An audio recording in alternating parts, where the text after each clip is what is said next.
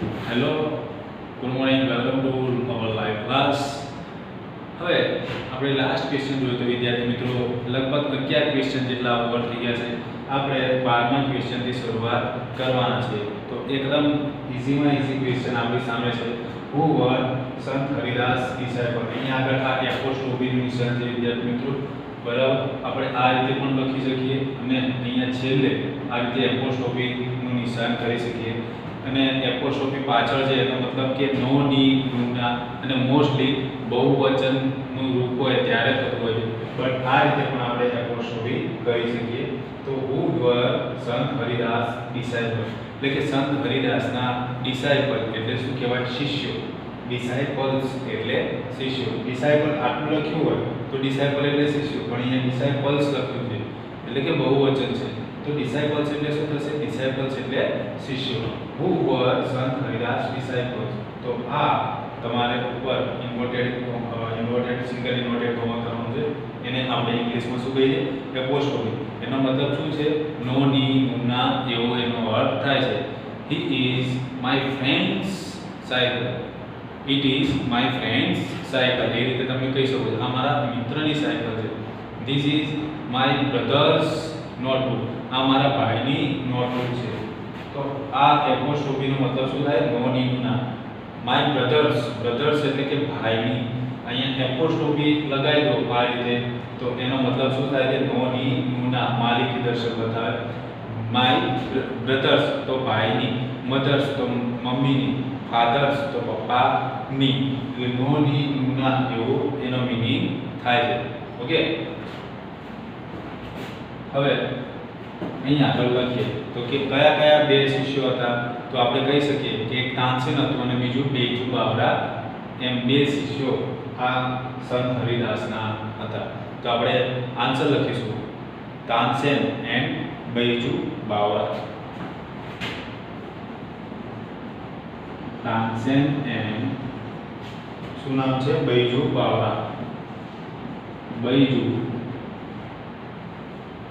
બાવરા. Baiju Bawra. Tansen and Baiju Bawra. પછી અહીંયા verb લખ્યું છે તો શું લખ્યું? Tansen and Baiju Bawra verb. તો અહીંયા આગળ વર્બ લખી દઈશું. વર્બ સંત હરિદાસ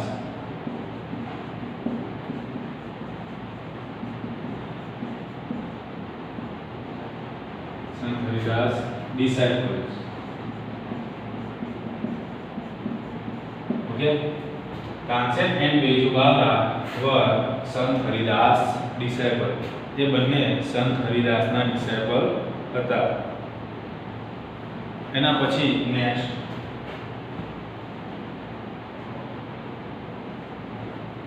આપણે અત્યારે સ્ટુડન્ટ કહીએ ને, બરાબર, એમ એ જમાનામાં ગુરુ અને શિષ્ય. ગુરુને શું કહેવાય? મેન્ટર કહેવાય. શું કહેવાય? મેન્ટર કહેવાય.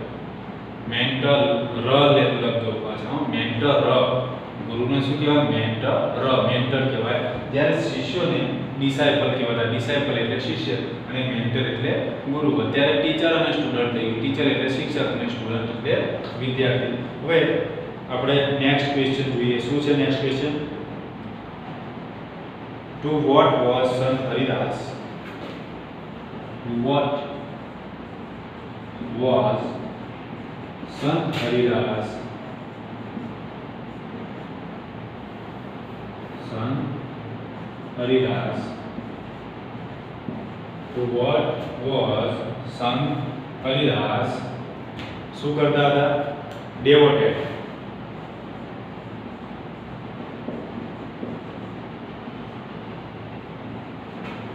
વિદ્યાર્થી મિત્રો આ જે ડેવોટેડ છે એ ભૂતકાળ છે. ડેવોટી, બરાબર.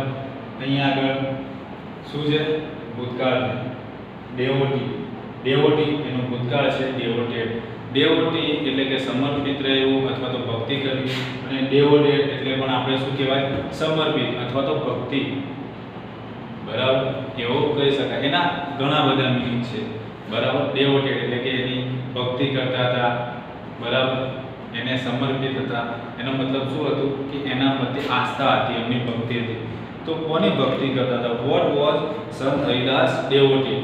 તો કોને પૂજતા હતા, કોની ભક્તિ કરતા હતા? તો આપણને ખબર છે કોણ હતા? None other he was Lord Krishna. Lord Krishna હતા વિદ્યાર્થી મિત્રો, બરાબર. તો એ ભક્તિ કોની કરતા હતા? લોર્ડ કૃષ્ણની, એટલે કે જે ભગવાન હતા એમને. લોર્ડ શબ્દ મોટા ભાગે ક્યાં આગળ લાગે છે? જે મહાન વિભૂતિઓ હોય એમની પાછળ. અને આપણે અત્યારે જોવા જઈએ હાલ તો જે ભગવાન છે, ભગવાનના નામની આગળ પણ લોર્ડ એવો શબ્દ લાગે છે. લોર્ડ શિવા કહીએ છીએ, લોર્ડ કૃષ્ણ કહીએ છીએ, ઠીક છે. તો એ રીતે લોર્ડ શબ્દ ભગવાનના નામની આગળ પણ લાગે છે. ઓકે, એક રિસ્પેક્ટફુલ શબ્દ કહેવાય, માનનીય કહીએ છે ને, બસ એ રીતે. સંત હરિદાસ was, સંત હરિદાસ, સંત હરિદાસ, બરાબર, was કોની પૂજા કરતા હતા? તો ભગવાન કૃષ્ણની. તો સંત હરિદાસ was devoted, સંત હરિદાસ was devoted કોની કરતા હતા? લોર્ડ કૃષ્ણની. તો લખવાનું devoted to Lord Krishna.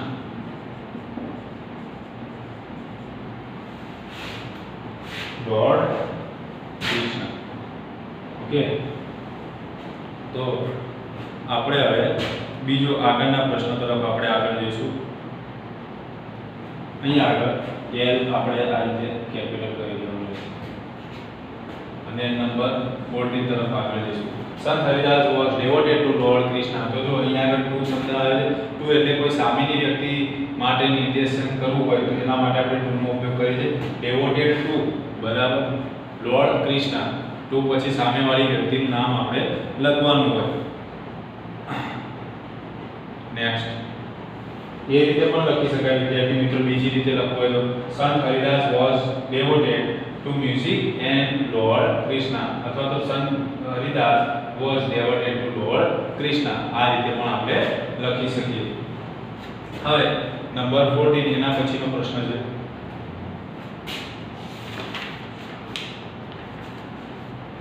How did Tansen get? How did Tansen get Sant Haridas to sing? Sant Haridas to sing. તો જો વિદ્યાર્થી મિત્રો એક વસ્તુ યાદ રાખવાનું, ટુ પછી મોટા ભાગે શું આવે? ટુ પછી સામેવાળી વ્યક્તિનું નામ આવે અથવા તો ટુ પછી ક્રિયાપદનું મૂળ રૂપ આવે, બરાબર. ખ્યાલ આવે? સંત હરિદાસ ટુ સિંગ. જ્યારે ક્રિયાપદ હોય, જ્યારે ક્રિયાપદ વિદ્યાર્થી મિત્રો એકલો હોય, એના જોડે કોઈ પણ જાતનો હેલ્પિંગ વર્બ ના હોય, એ વખતે આપણે શું કહીએ છીએ? ટુ નો ઉપયોગ કરતા હોઈએ છીએ. અથવા તો એક ક્રિયાપદ પછી તરત બીજું ક્રિયાપદ આવતું હોય, એ વખતે આપણે ટુ નો ઉપયોગ કરીએ છીએ. તો આ બધી નાની નાની વાત આપણે યાદ રાખવાની છે. તો જો how did Sant Haridas get how did Tansen get Sant Haridas to sing? તો તાનસેને સંત હરિદાસ પાસે કઈ રીતે ગવડાવ્યું? how did Tansen get Sant Haridas to sing? તો વિદ્યાર્થી મિત્રો અહીં આગળ get શબ્દ છે, બરાબર. get અહીં આગળ શેના માટે? get એટલે મેળવવું નહીં, પણ અહીં આગળ એક સહાયકારક ક્રિયાપદ તરીકે વપરાયો છે, બરાબર. ખ્યાલ આવે? એ રીતે આપણે કહી શકીએ જ્યારે કોઈ પણ વસ્તુ ઇનડાયરેક્ટલી થતી હોય, બરાબર, તો એના માટે ગેટ, મેક અને હેવ નો ઉપયોગ થાય છે. હવે મારે કેવું હોય કે મેં વિદ્યાર્થીઓ પાસે લખાવડાવ્યું, બરાબર, તો એમાં આપણે ગેટ, મેક અને હેવ નો ઉપયોગ કરી શકીએ છીએ, બરાબર. તો હવે આનો આપણે પ્રશ્ન બનાવીશું. કઈ રીતે બનશે? તો Tansen get round him. Tansen અહીંયાથી આપણે જવાબ બનાવીશું. How did Tansen get Sant Haridas to sing? હવે ગેટ રાઉન્ડ એટલે મેં તમને સમજાવ્યું હતું. ગેટ રાઉન્ડ એટલે શું? પાર પાડવું. તો એ રીતે આવશે answer. Tansen get round him. Tansen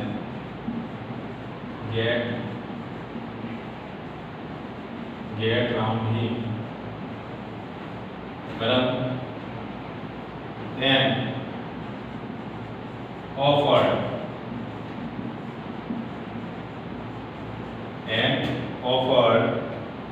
to sing before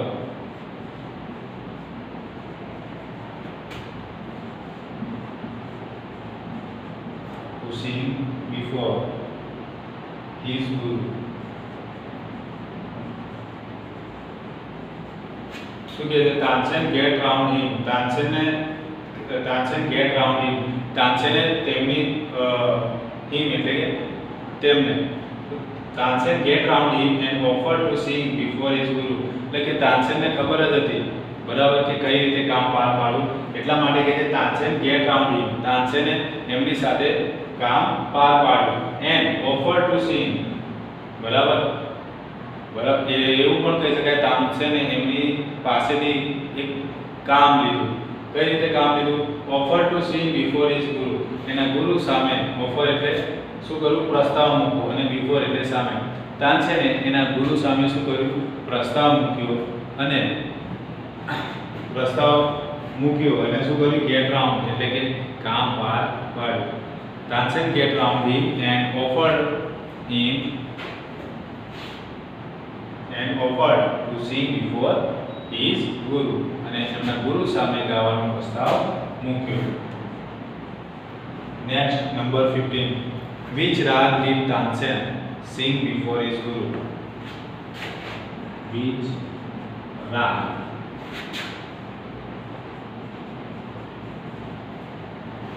Which rag did Tansen sing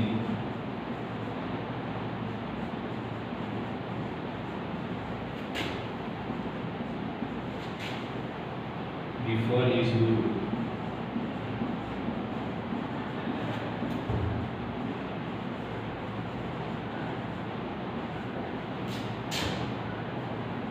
Which rag did Tansen sing before his guru? તાનસેને એના ગુરુની સામે કયો રાગ ગાયો? બરાબર, તો તાનસેને એમના ગુરુ સામે કયા રાગનો ઉપયોગ કર્યો? કયો રાગ ગાયો? તો લખાય કયો રાગ ગાયો હતો? તો રાગ દરબારી, બરાબર ને? રાગ દરબારી. કયો રાગ ગાયો હતો? તો ખાલી યાદ શું રાખવાનું છે? કયો રાગ ગાયો? બીચ રાગ. તો શું છે? રાગ દરબારી. તો લખાય કે તાનસેન sang રાગ દરબારી બિફોર હિઝ ગુરુ. એ રીતે આપણે લખી શકીએ. એકદમ ઈઝી આન્સર છે. તો અહીંયાથી આપણે વાક્યની શરૂઆત કરીશું. તાનસેન, સિંગનું શું થઈ જાય? જો ક્રિયાપદ ડીડ આપે છે એટલે ક્રિયાપદનું ભૂતકાળનું રૂપ થઈ જશે. તો શું આવશે? તાનસેન, પછી સિંગનું શું થઈ જાય? સેન. તાનસેન સેન, પછી શું આવશે? રાગ દરબારી. તાનસેન સેન રાગ દરબારી. રાગ દરબારી.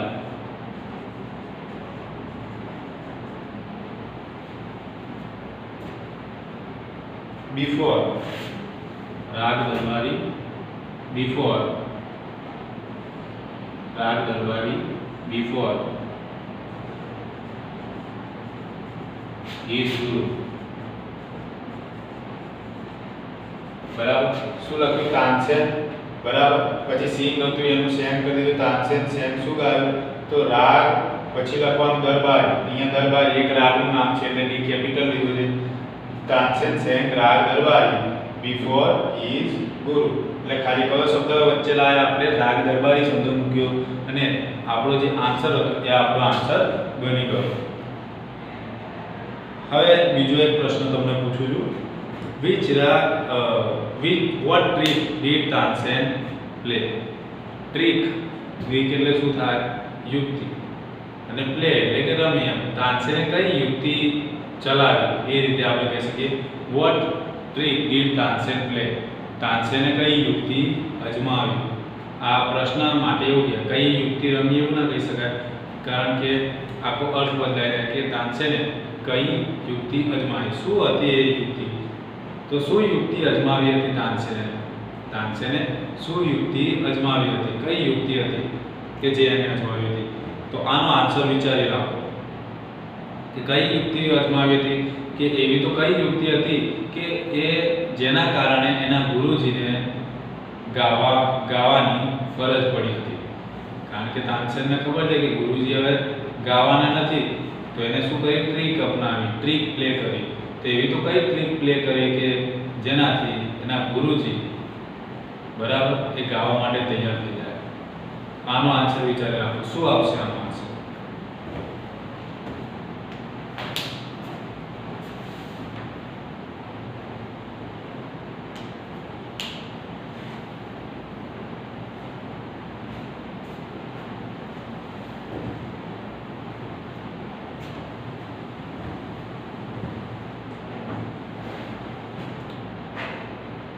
ઓકે,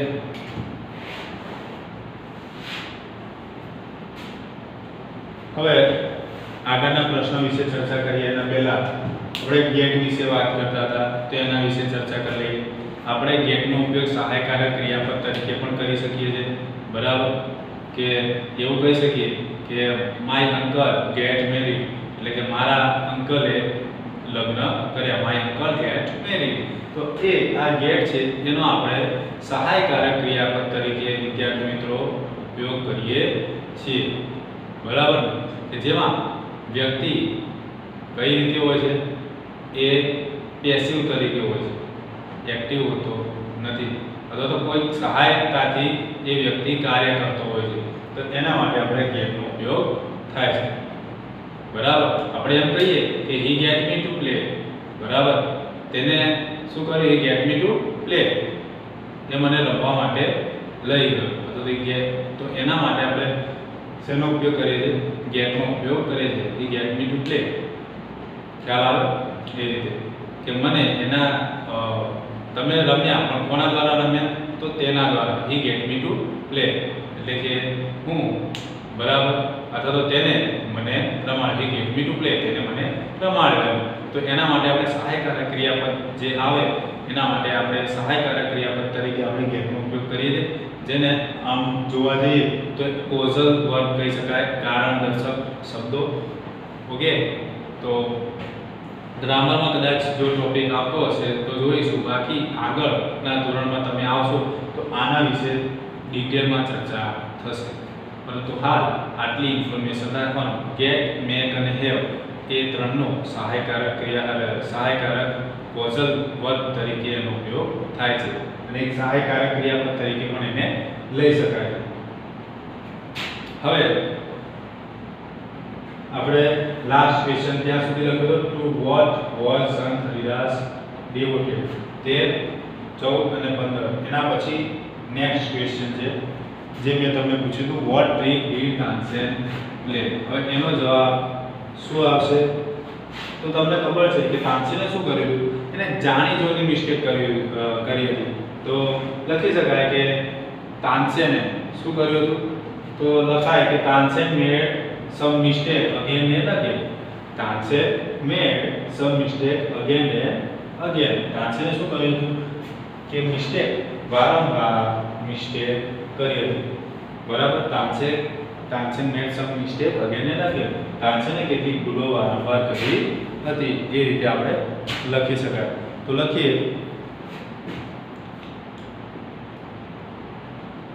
પ્રશ્ન લખીશું, what trick did Tansen play? What trick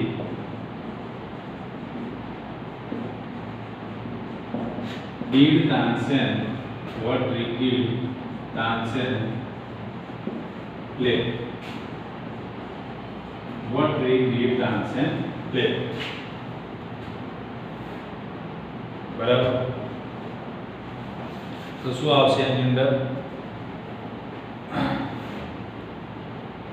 તો લખી શકાય કે તાનસેન માટે શું વાપરીશું, હી વાપરીશું. તો લખી દેવાય કે હી અથવા તો તાનસેન શું કર્યું હતું, મેડ લખાય, તાનસેન મેડ એટલે સહાયકારક ક્રિયાપદ તરીકે તાનસેન મેડ some mistake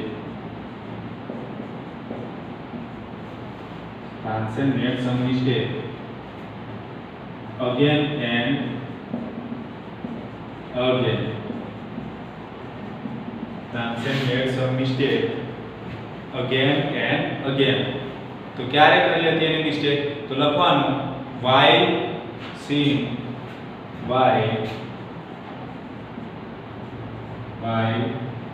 પછી લખવાનું while singing રાગ દરબારી, બરાબર, raag Darbari. Tansen made some mistake again and again while singing રાગ દરબારી, એટલે કે તાનસેને રાગ દરબારી ગાતી વખતે બરાબર કેટલીક મિસ્ટેક કરી હતી. બરાબર, થઈ જાય આપણો આન્સર.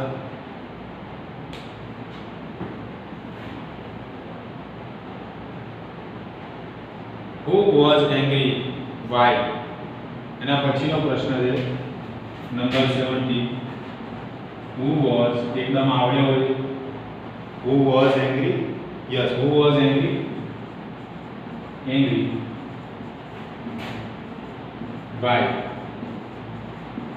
Who was angry? કોણ ગુસ્સે થયું અને why એટલે કે શા માટે. તો આપણને ખબર છે who એટલે કોણ ગુસ્સે થયું. તો આ who જે પ્રશ્ન થી જે પ્રશ્ન પૂછાયો છે એમાં કોઈ પણ કર્તા આપેલા નથી. તમે જુઓ છે કોઈ કર્તા નથી તો who ની જગ્યાએ ડાયરેક્ટ કર્તાનું નામ આપણે લખી શકીએ છીએ. તો who was angry તો લખાય સંત હરિદાસ was angry, બરાબર. તાનસેન ગુરુ લખો આમ તો સાચું જ પડે, પણ અહીંયા સીધું આપણને નામ આપ્યું છે એટલે આપણે એવું કંઈ લખવાની જરૂર નથી. તો અહીંયા સીધું લખી શકીએ કે સંત હરિદાસ was angry, સંત હરિદાસ ગુસ્સે થયા.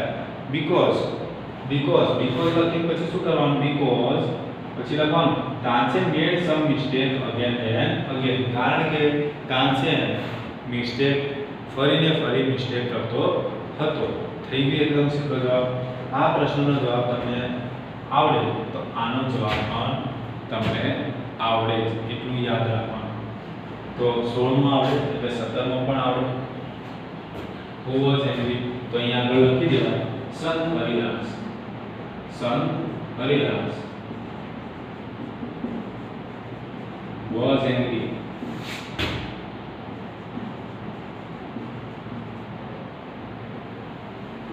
ઓકે. why તો why થી પ્રશ્ન પૂછ્યો છે એટલે because લખવું જ પડે. why એટલે શા માટે, કારણ આપવું પડે આપણે. because કારણ આપવું પડે. કેમ? because પછી અહીંથી લખી દેવાનું તાનસેન made some mistake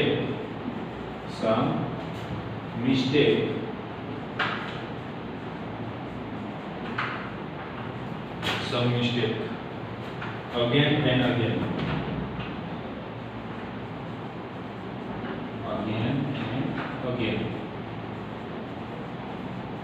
બરાબર, આટલું લખો એટલે આપણો આન્સર અહીંયા આગળ પૂરો થઈ જાય.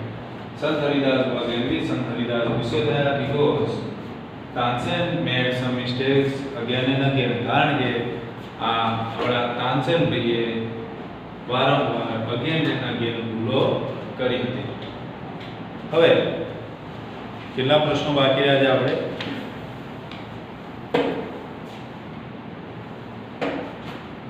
લગભગ લોંગ ક્વેશ્ચનમાં 3 જ બાકી રહે છે, એના પછી આપણે શોર્ટ ક્વેશ્ચન આવશે. હવે બીજો એક પ્રશ્ન છે, what did the king agree? તો રાજા હતા જેની સાથે સંમત થયા. બરાબર, અથવા તો કઈ વાત સાથે સંમત થયા? what did the king agree?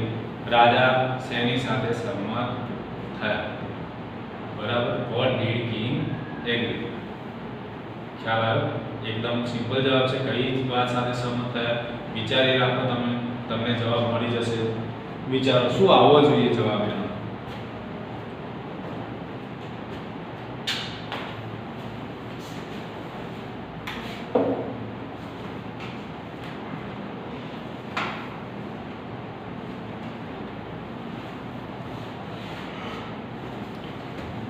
Okay, આજના લેક્ચરમાં અહીંયા સુધી. બીજું આપણે નેક્સ્ટ લેક્ચરમાં જોઈશું. Thank you and good bye.